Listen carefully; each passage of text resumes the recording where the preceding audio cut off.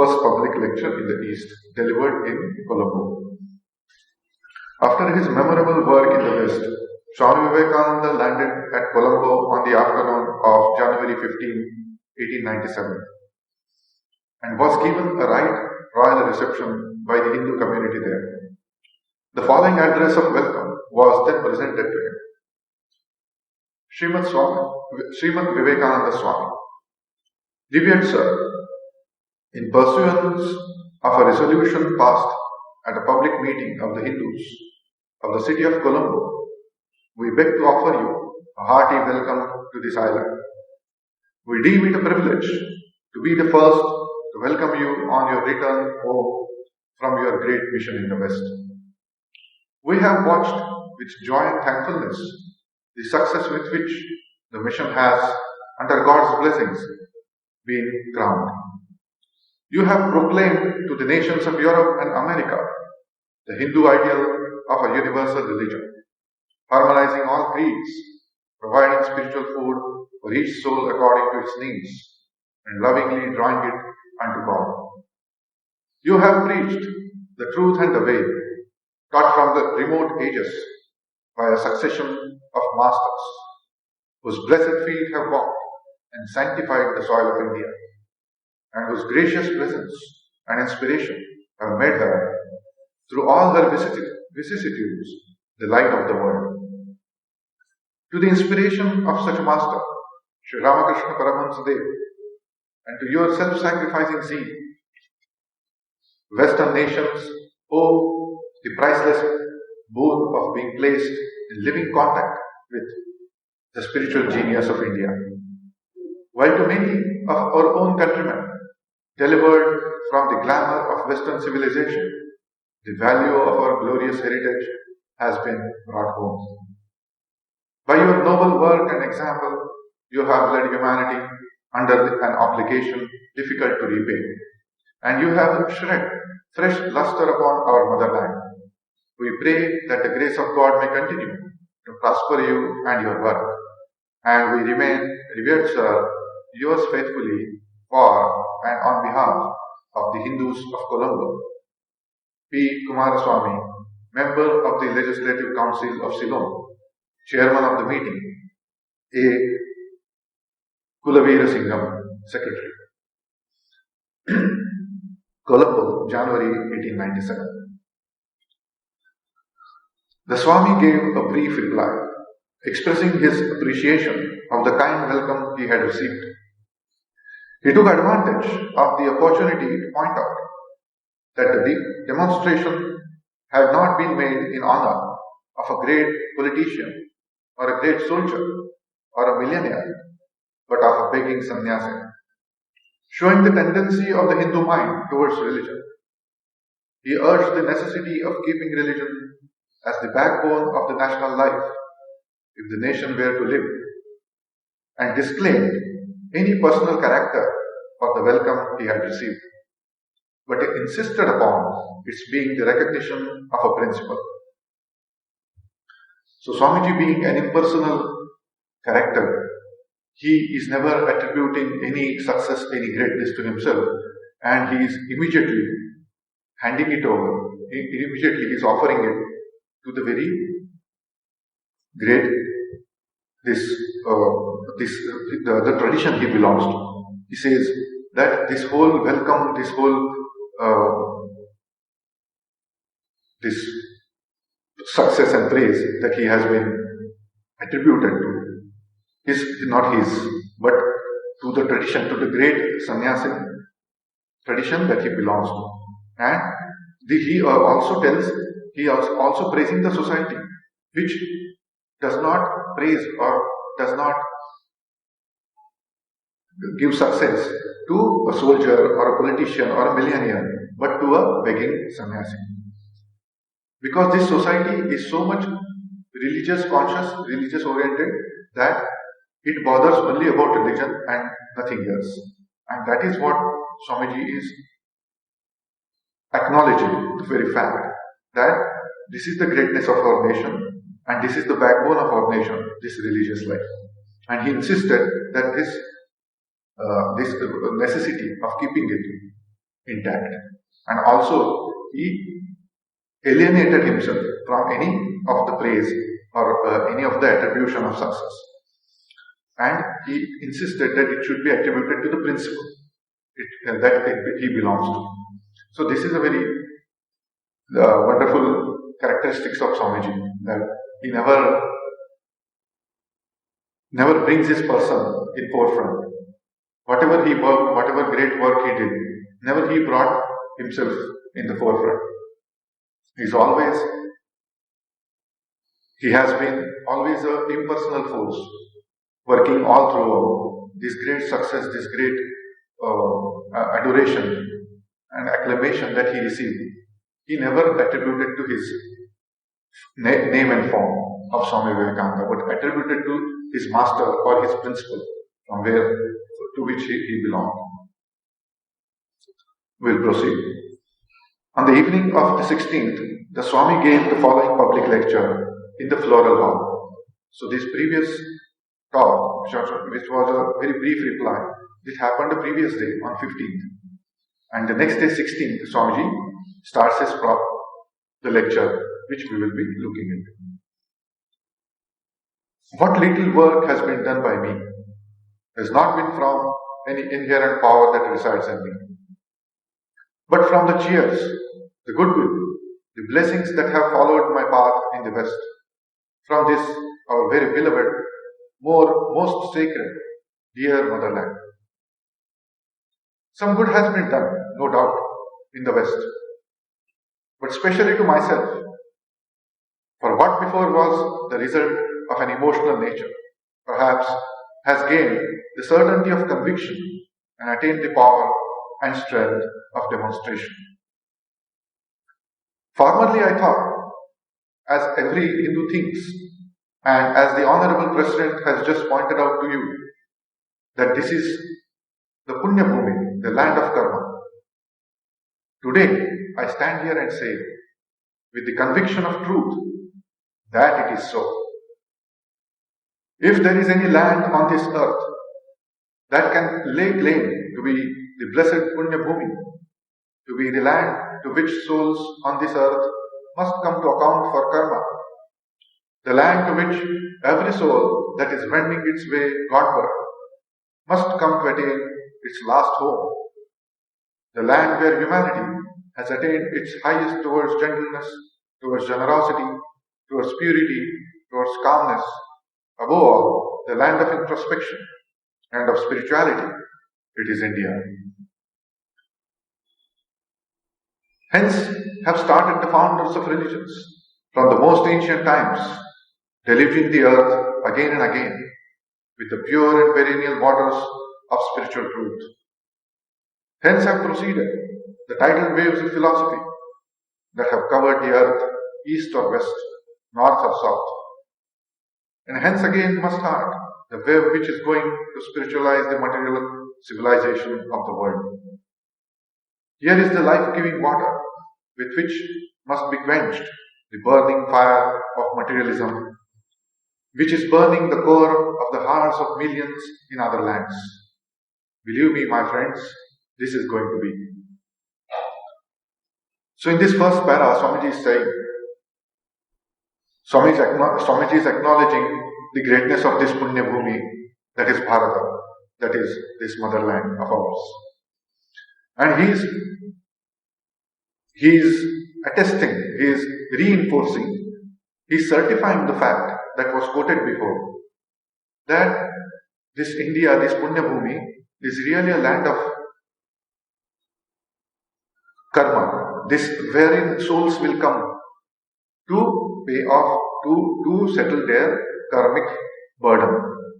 And those who want to go Godward, those who want to realize the ultimate goal of their life, they will have to be born on this land, on this earth, on this place, so that they will work out their karma and they will move Godward. So this is the only land, Swamiji says, Swamiji praises this motherland of ours, that this is the only place wherein this can happen, wherein your process, your sadhana will be facilitated, will be eased, and it will be encouraged here on this land.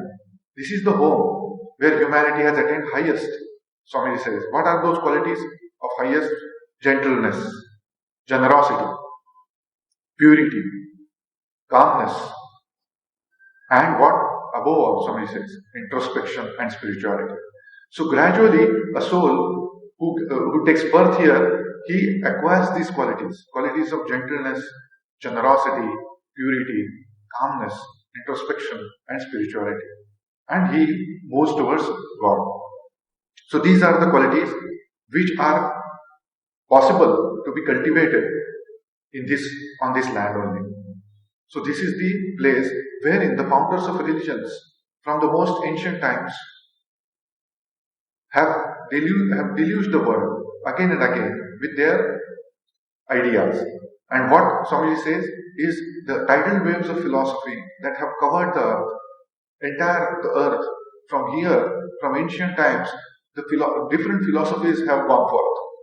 And they have pervaded, they have like a tidal wave, they covered the earth, east and west and north and south. And Swami is telling again that time has come.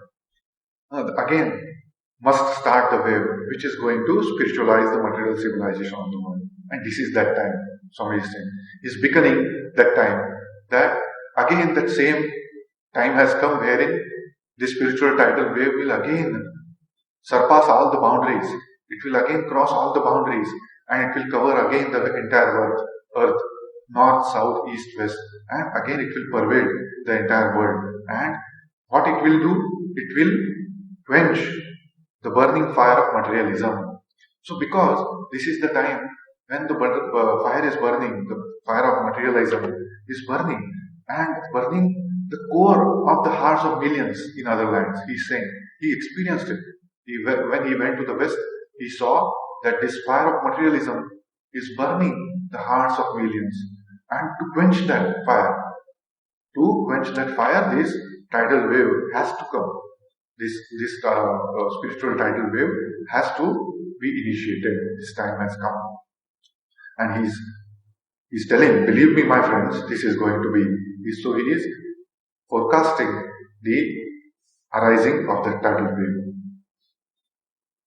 Next he says, so much I have seen, and so far those of you who are students of the history of races are already aware of this fact. The debt which the world owes to our motherland is immense. Taking country with country, there is not one race on this earth to which the world owes so much as to the patient Hindu, the mild Hindu. The mild Hindu sometimes is used as an expression of reproach. But if we have ever a reproach concealed a wonderful truth, it is in the term the mild Hindu, who has always been the blessed child of God. Civilizations have arisen in other parts of the world. In ancient times and in modern times, great ideas have emanated from strong and great races. In ancient and in modern times, wonderful ideas have been carried forward from one race to another. In ancient and in modern times, seeds of great truth and power have been cast abroad by the advancing tides of national life. But mark you, my friends, it has been always with the blast of war trumpets and with the march of embattled cohorts. Each idea had to be soaked in a deluge of blood. Each idea had to wade through the blood of millions of our fellow beings. Each word of power had to be followed by the groans of millions, by the wails of orphans, and by the tears of widows. This, in the main, other nations have got. But India has for thousands of years peacefully existed. Here activity prevailed when even Greece did not exist, when Rome was not thought of, when the very fathers of the modern Europeans lived in the forests and painted themselves blue. Even earlier, when history has no record and tradition dares not peer into the gloom of the intense past. Even from then until now, ideas after ideas have marched out from her, but every word has been spoken with a blessing behind it and peace before it. We, of all nations of the world, have never been a conquering race, and that blessing is on our head, and therefore we live. So in this paragraph, Swamiji is saying, what are the great qualities of a Hindu? What are these great qualities of an Indian person? So those great qualities, which are otherwise a matter of reproach, an expression of reproach and abuse, that, this is a mild Hindu. So this Swamiji is praising this mildness that people of the world abuse, use it as a reproach, expression of reproach, is nothing but our greatest quality. What is that greatest quality? That without spoiling any blood, without spilling a drop of blood, we have always carried forward our ideas, our philosophy, our tradition, our teachings, and we have only carried peace and blessings. But on the contrary, whenever other nations have carried their ideas across the world, they have carried it by conquering others, by doing bloodshed. So this is the very singular differentiating factor between our Eastern and Western civilization. That we are always peacefully carrying our ideas, preaching our ideas, and helping the world to come back to spirituality. But the world, on the contrary, the other part of the world, what it wants to do is, it wants to force others, it wants to dominate others and preach their ideas. By domination, by forcing, by hook or by crook. So this is their method of preaching their ideas. They will do anything to just preach their countries or their nations or their tribes or their creeds or their sects, any name or their thought. But our Hindus are not like that. That is what Swami is telling. This Hindu is mild. What he does is, without conquering anybody else, what he does, he keeps on preaching. How he does is through his life. He lives a life. Hindu lives a life of peace. His life is a blessing to others. That is a Hindu. Who is a Hindu? So he is mild. Mild in which sense? That he is living his life of spirituality. That Swamiji quoted before. That introspection, that generosity, that all these qualities, Swamiji quoted, that these qualities he is nurturing inside him. And he is more into expressing those qualities outside. His preaching is preaching by living, not by conquering, not by violence, not by bloodshed, but by what? But by example. What Hindu does is preaches by example. He will live that life so that people will get attracted to him. People will come to him and then they will sit at his feet and they will want to learn. Oh sir, please tell us this great philosophy of yours. So whenever a Hindu preached his spirituality, that he preached it through this way. That he gave the message, he gave the teachings of peace and blessing through his life. But other races, they conquered and they did bloodshed, they did violence. So this is a singular differentiating factor, which is quoted by Swami. Further he says, there was a time when, at the sound of the march of big Greek battalions, the earth trembled, vanished from off the face of the earth, with not even a tail left behind to tell. Gone is that ancient land of the Greeks. There was a time when the Roman eagle floated over everything worth having in this world. Everywhere Rome's power was felt and pressed on the head of humanity. The earth trembled at the name of Rome. But the Capitoline Hill is a mass of ruins. The spider weaves its web where the Caesars ruled. There have been other nations equally glorious that have come and gone, leaving a few hours of exultant and exuberant dominance and of a wicked national life, and then vanishing like ripples on the face of the waters. Thus have these nations made their mark on the face of humanity. So this is what Swamiji again reinforces the previous idea that he has been telling. What he told, that we don't even see the traces of Greek civilization, which was so much all-conquering, which was so much violently and aggressively preaching itself all across the world. Now we don't even see the remnants of that.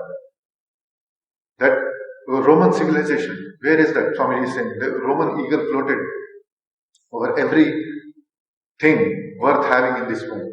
Everything was having the mark of Rome. So this mark we don't see anymore. Nowhere we see any remnant, any residue of that Roman great civilization. And now everything is in ruins. Swamiji is saying, see, what a wonderful expression. The spider weaves its web where the Caesars ruled. What a wonderful. Swamiji's language is so poetic. When Swamiji is giving a talk, we feel as if we are listening to some poem. Swamiji's ideas, Swamiji's way of putting his thoughts, expressing his thoughts, is very poetic. In a way, a listener will feel that he is not listening to a talk, monotonous ideas, flow of ideas. No, but he is as if he is floating on a wave of poetic waters, a poem, as if. So this is such a poetic expression he gives, that so as to imbibe that idea on the receiver's mind, on the mind of a person who is hearing him, who is listening to him, that emotion comes through that thought, through that words of Swamiji, and that emotion makes the listener understand it more with great gravity. So that is the main greatness of Swamiji in delivering his message, is that he does it with wonderful poetry. His talks are not just dry prose, but it is a wonderful poetry. So this is so many terms he uses like that when he gives lecture. So he's saying, see what you are boasting. In India, people are so much boasting about the Western civilization, Western thought, Western their everything, Western dress, Western culture. All these things you are telling, you are praising, but where is that? All those Greek and Roman, they are nowhere to be seen. And why are you so much behind it? You see, but what is the Capitoline Hill is a mass of ruins. All those things, the great civilizations which ruled the earth by violence and bloodshed, and the whole earth used to tremble at the very thought of those civilizations, those rulers, that they are no more. Their dominance, and you see Swamiji is telling, wicked national life. What was their national life? It was nothing but wicked. So that wicked national life was only for a few hours, Swamiji says. All that exultant and exuberant dominance was for how much time? Only for a few hours. So it did not even remain, it did not even last beyond few hours. That is the expression Swamiji gives. That means he wants listeners to understand that the whole perspective through a larger scale of time and space. No, don't get caught up in a narrow scale of time and space, that we have to think of only this land, only this state, only this city. No, Swamiji is thinking of the entire globe and comparing different histories and the growth of different civilizations and their decay. And he is not only thinking of those civilizations and those nations and those cultures only in small time and small space. He is thinking in a vast amount of time, eons, in ages. He is comparing the knowledge of all the ages and putting it that few hours they last. Swamiji said, few hours. See? Or living a few hours of exultant and exuberant dominance. So this compared to the vast amount of time that Indian civilization has been surviving. Nobody knows when it started. So this Swamiji is compared to that our ancient Indian civilization and culture, those Roman, Greek, that exultant and exuberant life of Roman and Greek civilization is just for few hours. It is nothing before us. So this is the great praise that Swamiji is offering to this motherland. And further he says, but we live. And if Manu came back today, and he would not be bewildered, and would not find himself in a foreign land, the same laws are here. Laws adjusted and thought out through thousands and thousands of years. Customs, the outcome of the acumen of ages and the experience of centuries that seem to be eternal. And as the days go by, as blow after blow of misfortune has been delivered upon them, such blows seem to have served one purpose only, that of making them stronger and more constant. So this is what Swamiji is comparing. See, those few hours of exultant civilizations of Rome and Greek are dead and gone. Only spiders are weaving their web on those remnants, those broken Capitolian hills of Rome. But what is our situation on the contrary? Is if Manu, who is the first person, who is the origin of this race, if he comes back, he will also not find himself to be an alien like, I have lost myself, I have come back to something different place. No. Swami is saying he will not find to be in a foreign land because his laws are still existing, still persisting, only with little modification. What Swami says, little customs, they seem to be eternal. Swami says that through thousands of years, those Manu's laws are still surviving. So, with little modification, little here and there, wherever necessity was there our society modified those laws. And they are still existing. And the eternal principles behind those customs are still existing, Swami says. And what he says is, the more blows came to this society, those customs, those laws of Manu became more and more strong. They became more and more constant. They did not destroy, they did not get obliterated. But in fact, what happened is, they became more strong because they were proven strong. They were proven right. They were proven as the most subsistent thing of the civilization, a civilization can have. So that's what Swami is telling. So what is this land's contribution is that it has given from the very beginning of time, it has given those laws, those customs which are eternal. And all the blows that came, all the attacks that came on this civilization, they have made them stronger. And to find the center of all this, the heart from which the blood flows, the mainspring of the national life, believe me when I say, after my experience of the world, that it is here. So this Chaitanya that we find in a society, that has been carried forward from ages, from the age of Manu till now, we find that same spirit, that's main spring of the national life that has been carried forward from the time of Manu onwards till our time.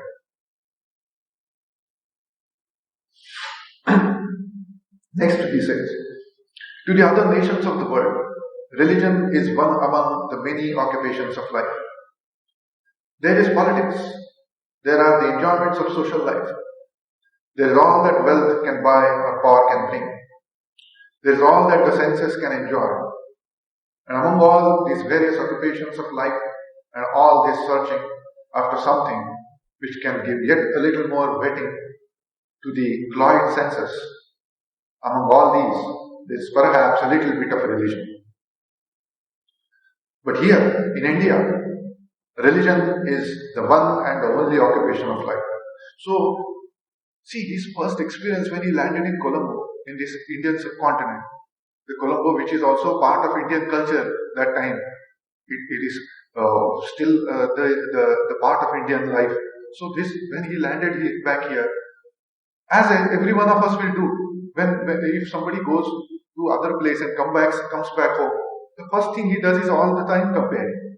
It is as well as left side there is one box is our life, our things, and the right side one box is what I saw there. So it is a one by one point comparison going on. And then that is what we see. Every paragraph is nothing but comparing one by one our greatness and what he saw there as compared to their qualities, Western civilizations and nations.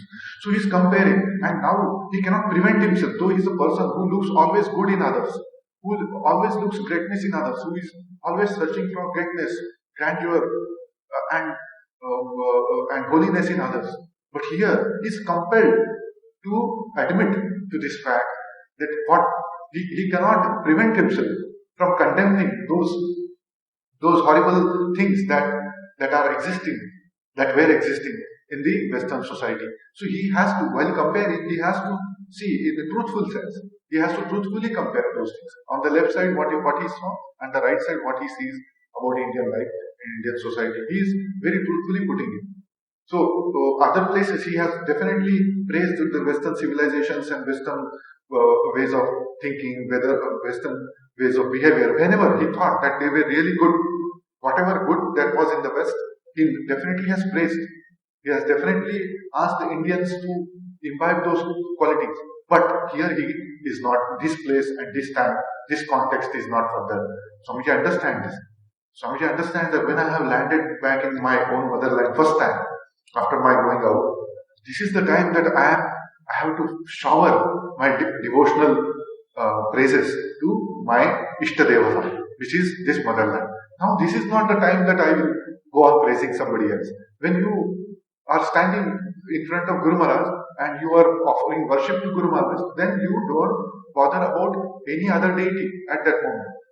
There may be many deities which are great and which are there, but at that time you are in full praise of your Ishtadevata. At that time you are supposed to offer all praise to what the great qualities of your Ishtadevata. So that's what he is doing. Because this is his actual feeling, this is his actual experience, that he is meeting his Ishtadevata after a long time, and that's what he is putting in front of his Ishtadevata, these praises. And what are these praises? That he says that India has nothing but religion as its occupation. And other people have religion as a very subordinate place in their life. But in India, it is the main occupation. So what is this religion? That we will discuss now. This is just the beginning of the lecture. So we should not come to a conclusion that what religion he is talking about. He will discuss it further. We'll see in our subsequent discussions that what are the ideas about religion Swamiji has. What is the crux of religion that he is talking about. In this lecture itself, Swamiji will dwell on those aspects of religion. How many of you know that there has been a Sino-Japanese war?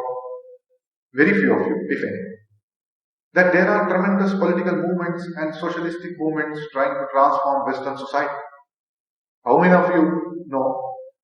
Very few indeed, if any. But that there was a parliament of religions in America, and that there was a Hindu sannyasi sent over there. I'm astonished to find that even the coolie knows about it. That shows the way the wind blows, where the national life is. I used to read books written by globe-trotting travelers, especially foreigners, who deplored the ignorance of the Eastern masses. But I found out that it was partly true and at the same time partly untrue. If you ask the plowman in England or America or France or Germany to what party he belongs, he can tell you whether he belongs to the radicals or the conservatives and for whom he is going to vote. In America, he will say whether he is Republican or Democrat, and he even knows something about the silver question. But if you ask him about his religion, he will tell you that he goes to church and belongs to a certain denomination. That is all he knows, and he thinks it is sufficient. Now, when we come to India, if you ask one of our plowmen, do you know anything about politics? He will reply, what is that? He does not understand the socialistic movements, the relation between capital and labor, and all that. He has never heard of such things in his life. He works hard and earns his bread. But if you ask, what is your religion?